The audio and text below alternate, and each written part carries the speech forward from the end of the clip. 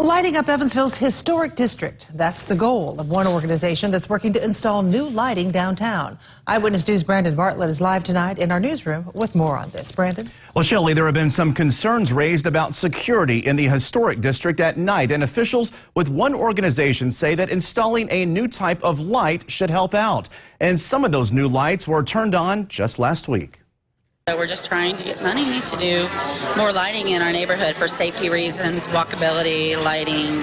And that money came pouring in tonight during a fundraiser in downtown Evansville. The goal is to buy more of these historic-style lights that not only look good, but make the neighborhood safer. We have the Cobra heads right now, which are up in the trees, and the historic lighting that we're putting in right now is eye level, so it's lighting up the streets better.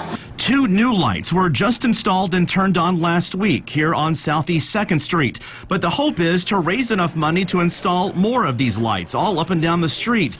They're not cheap, though. Tonight's fundraiser is expected to only pay for one. I don't know if you've ever tried to walk down there at night or not, but the sidewalks, some of them have been redone, some of them have cracks in them, and you really have to watch what you're doing if the Cobra heads aren't lighting things well. Charles Hudson, a member of the Old Evansville Historic Association, says the organization is trying to raise enough money on its own to pay for the lights. The ones just installed last week, he says, have already been a success, and he believes the area would benefit from having more. On the streets that are done, you can actually see where you're walking. It's safer for people to be out at night. We want the area to be walkable.